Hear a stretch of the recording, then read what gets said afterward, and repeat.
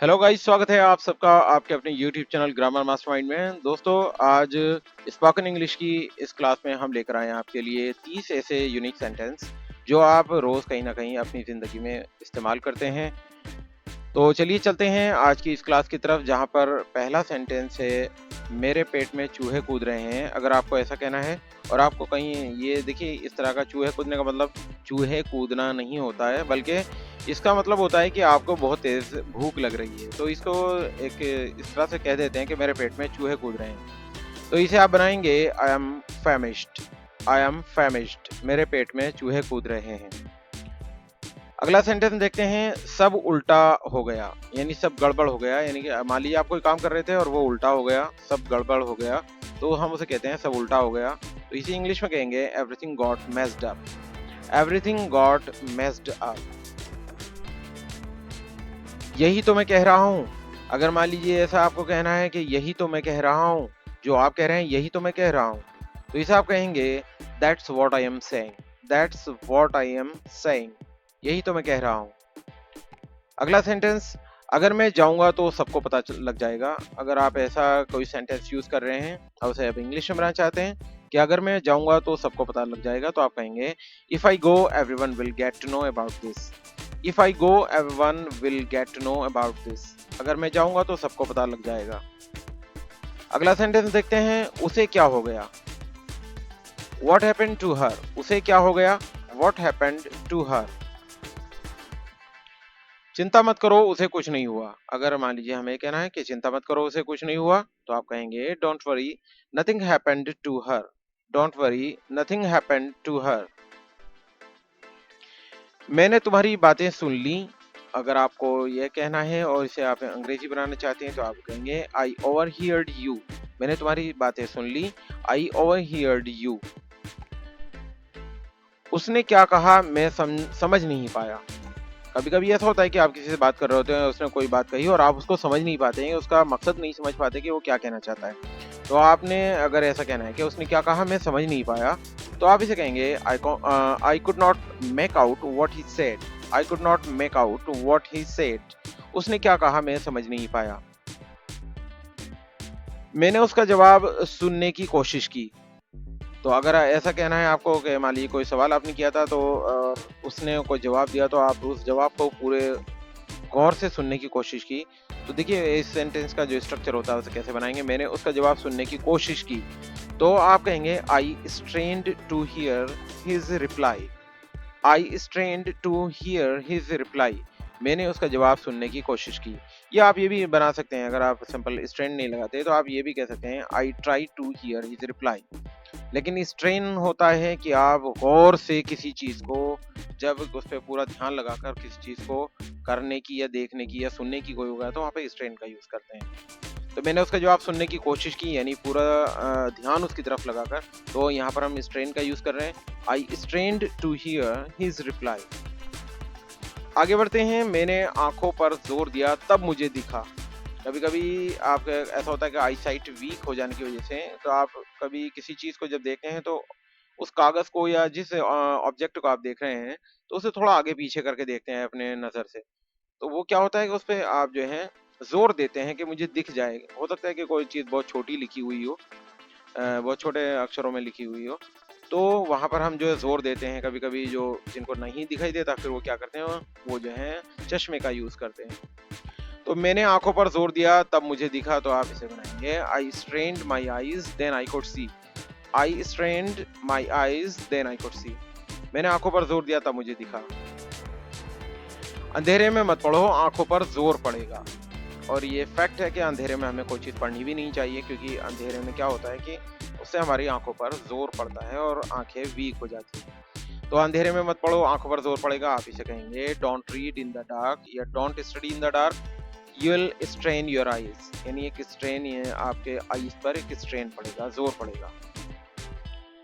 आगे बढ़ते हैं, डॉक्टर ने बोला कि प्लास्टर 6 हफ्ते तक चढ़ा रहेगा। मान लीजिए कि किसी इंसिडेंट या एक्सीडेंट की वजह से कोई चोट लग गई और कोई हड्डी टूट गई, तो डॉक्टर कहता है कि आपको ये 6 हफ्ते तक या 4 हफ्ते तक या 5 हफ्ते तक आपका ये प्लास्टर चढ़ा रहेगा और उसके बाद आपका ये हड्डी सही हो जाएगी।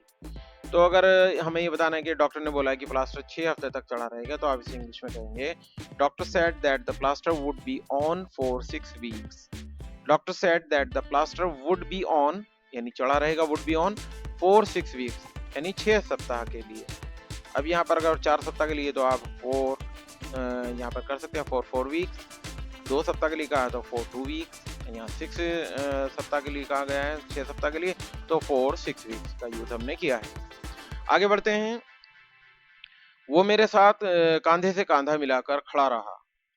कभी कभी ऐसा होता है कि आपका कोई दोस्त है या आपका कोई सगा संबंधी है, आप किसी परेशानी में हैं, तो कहते हैं कांधे से कांधा मिलाकर खड़ा रहा। का मतलब ये नहीं होता है कि कंधे से कंधा जोड़ रखा है, इसका मतलब होता है कि किसी परेशानी में आपके साथ किसी का सहयोग होना, कि आप किसी परेशानी में हैं और वो कोई आपका हेल्प कर रहा है उस परेशानी में, तो कांधे से कांधा मिलाकर खड़ा होना कहते हैं उसे।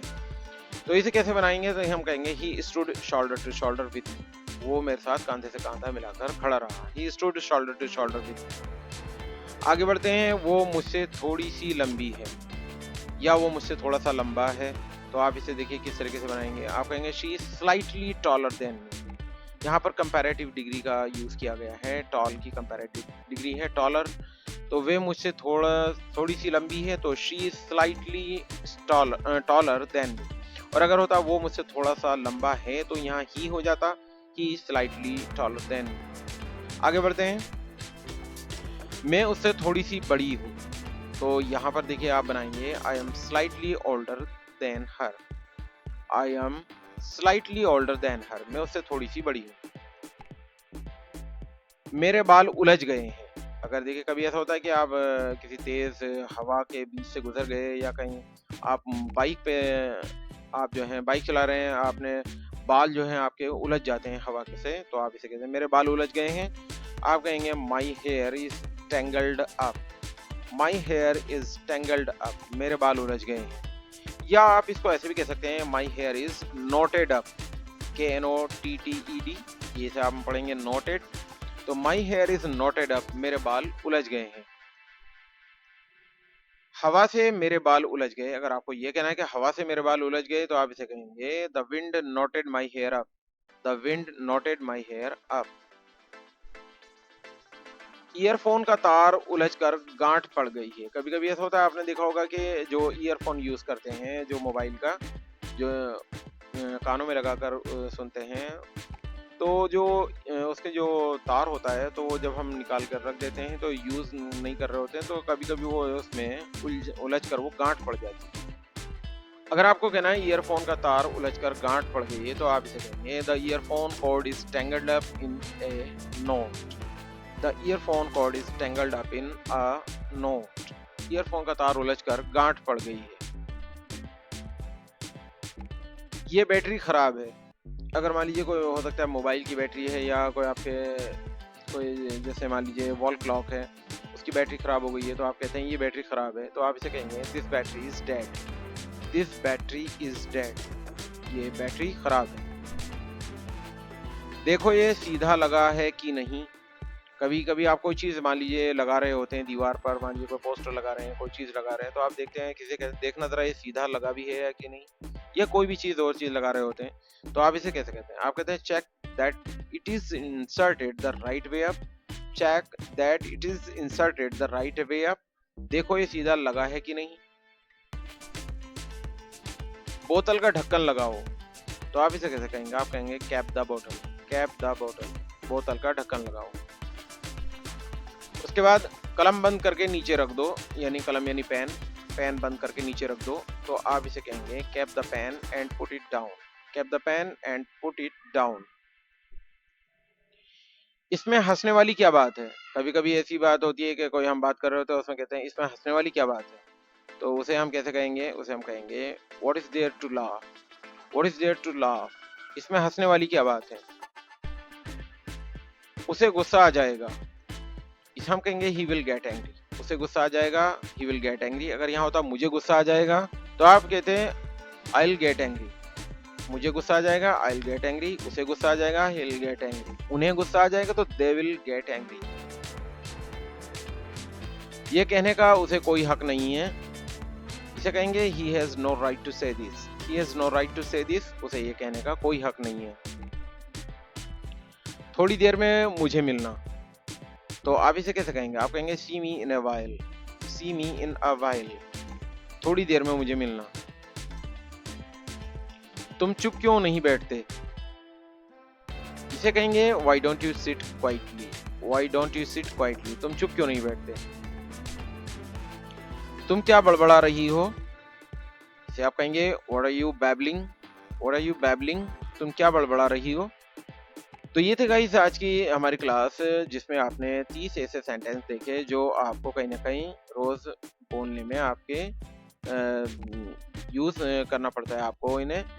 तो आप इनको प्रैक्टिस कीजिएगा, और अगर आप इसी तरह की और भी वीडियोस देखना चाहते हैं तो प्लीज़ मेरे चैनल को लाइक कर दीजिएगा, साथ ही साथ चैनल को सब्सक्राइब करके उसका बेल आइकन भी प्रेस कर दीजिएगा, ताकि आपको मेरे वीडियोस की आने वाली नोटिफिकेशंस सबसे पहले मिल सकें। तो चलिए मिलता हूँ आपको अगली वीडियो में, तब तक के लिए बाय बाय।